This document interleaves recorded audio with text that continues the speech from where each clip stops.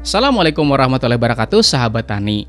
Pernah nggak Anda bikin pupuk organik, tetapi pas dikasih ke tanaman malah nggak bagus hasilnya atau nggak begitu ngefek gitu loh? Atau pernah nggak Anda bikin pupuk organik, pas dikasih ke tanaman, hasilnya malah bagus gitu ya sahabat tani? Ada? Maka bersama saya Rizali Ansar dari channel Penyuluh Pertanian Lapangan, kita akan bahas ya sahabat tani 7 istilah yang wajib Anda ketahui sebelum membuat dan juga menggunakan pupuk organik. Mari kita mulai setelah intro berikut ini. BAM!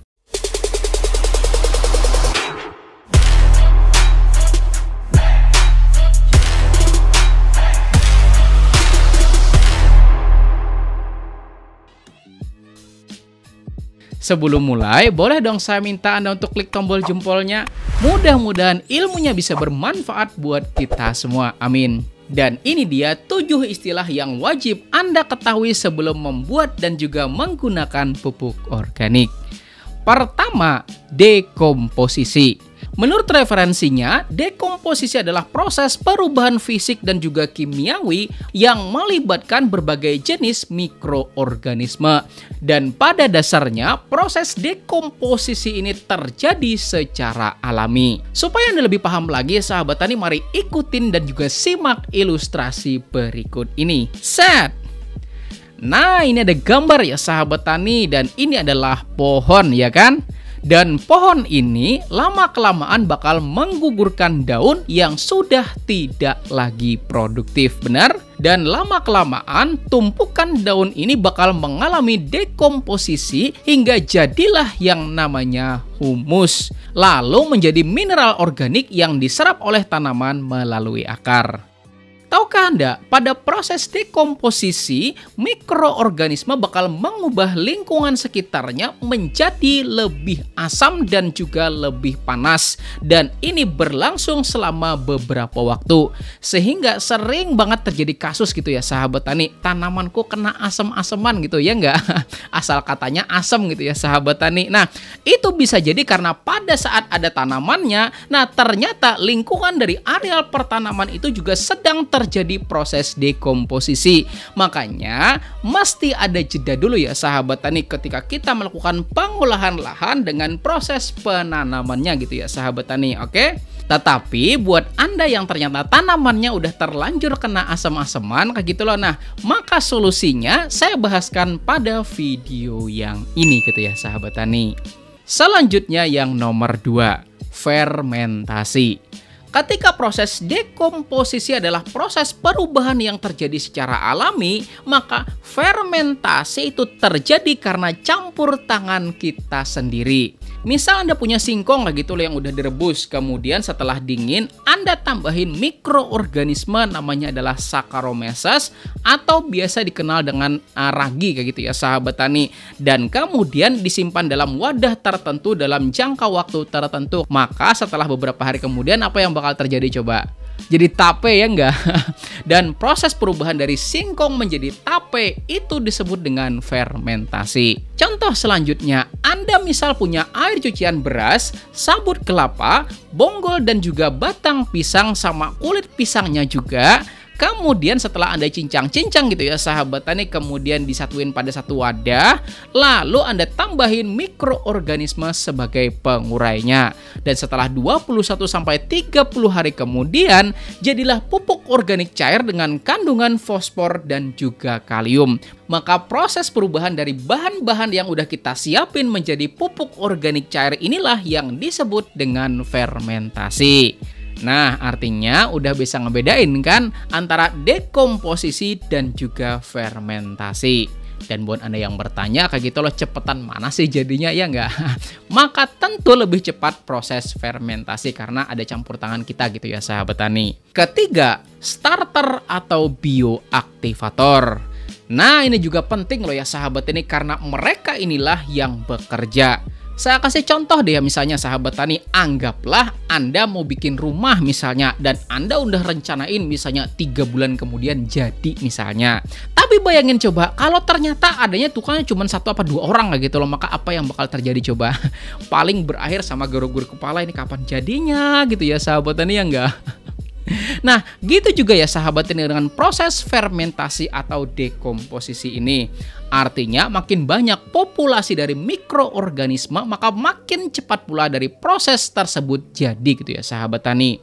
Makanya untuk bioaktivator pabrikan itu carilah bioaktivator yang jauh banget dari tanggal kadaluarsanya. Dan kalau bisa aktivasi terlebih dahulu ya sahabat tani biar makin hemat dan juga makin sip lagi.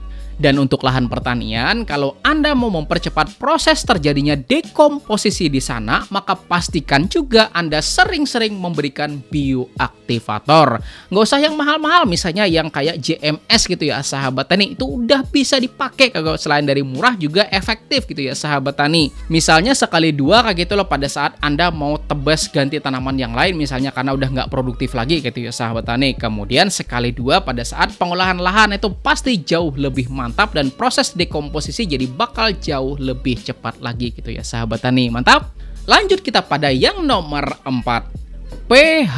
pH merupakan singkatan dari potential of hydrogen, di mana ketika pH menunjukkan angka 7, artinya pH-nya adalah netral. Dan makin rendah dari angka 7, artinya disebut makin asam. Dan ketika makin tinggi, maka disebut dengan makin basa, kayak gitu ya sahabat tani. Pada saat proses dekomposisi maupun fermentasi, maka mikroorganisme seperti yang saya jelasin di awal ya sahabat tani, membutuhkan lingkungan yang asam, dan seiring selasanya proses fermentasi tersebut maka pH-nya bakal berangsur naik gitu ya sahabat tani menjadi lebih netral. Ingat gak contoh pertama tadi kayak gitu loh, padi kena asam-asaman ya enggak? Nah, terjadi selain karena memang lingkungan di sana udah asam duluan kayak gitu ya sahabat tani, bisa aja juga pada saat itu terjadi proses dekomposisi bahan organik dan pas juga pada saat itu ada tanamannya.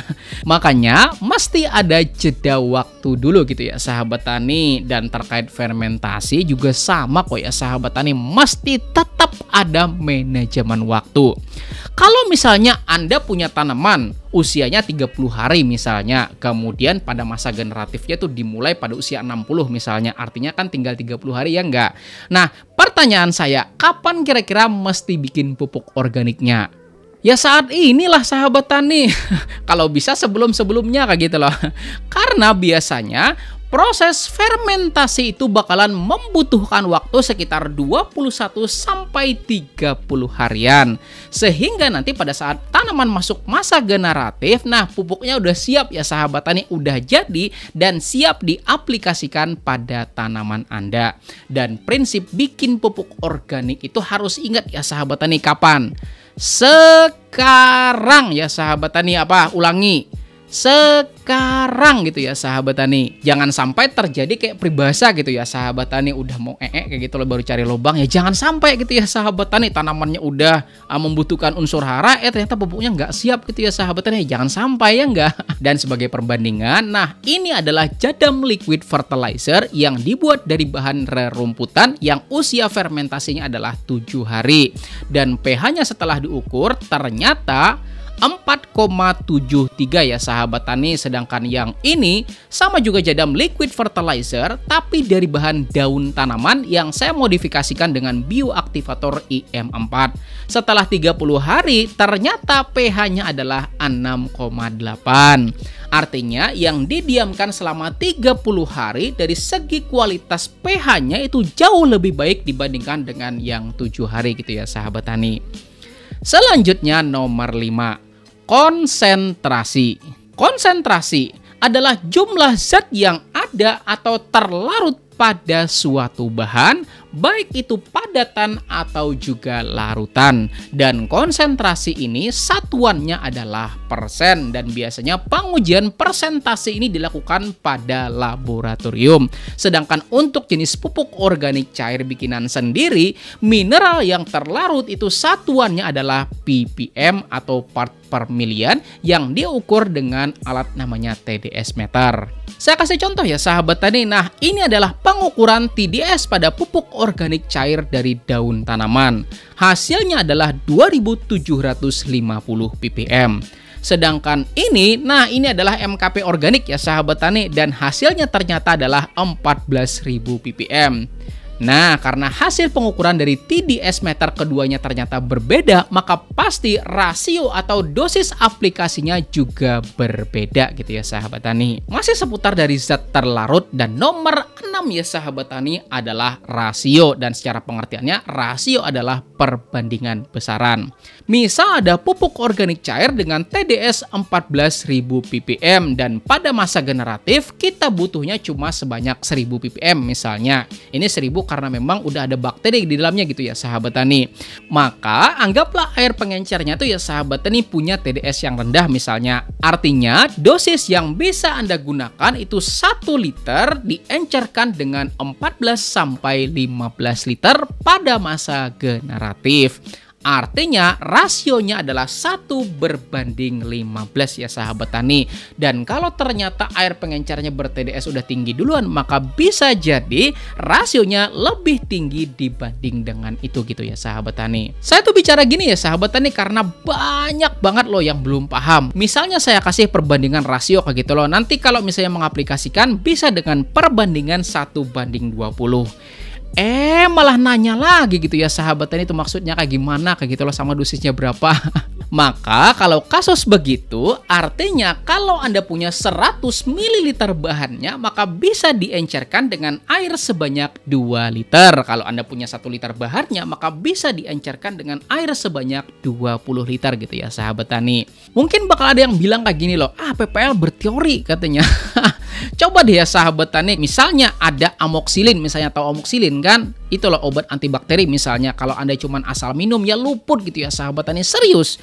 Karena banyak banget kayak gitu ya sahabat tani, orang yang katanya minum 3 kali sehari itu minumnya bareng makan pagi, makan siang, makan malam. Saya bilang luput gitu ya sahabat tani. Kenapa? Karena kalau anjuran dokter itu 3 kali sehari, dan sehari itu kan 24 jam ya nggak sahabat tani, maka 24 dibagi 3 itu sama dengan 8 loh ya sahabat tani. Maka yang bilang wah barengan makan pagi, makan siang, makan malam katanya ya luput ya sahabat tani, harusnya diminum per 8 jam sekali kayak gitu ya sahabat tani. Dan ini juga berlaku loh sama pestisida. Ada juga loh ya sahabat tani, perhitungannya mesti berapa hari sekali sih kita nyemprot gitu ya sahabat tani, ada. Makanya kalau kita tuh bekerja ya sahabat tani yang dibarengin sama pengetahuan dan juga keilmuan, maka pasti kerja kita tuh bakalan jauh lebih baik lagi, setuju? Dan yang nomor terakhir dari video kita kali ini adalah dosis. Dan dosis juga terkait dengan yang nomor 5 dan nomor 6 tadi ya sahabat tani, yaitu konsentrasi dan juga rasio.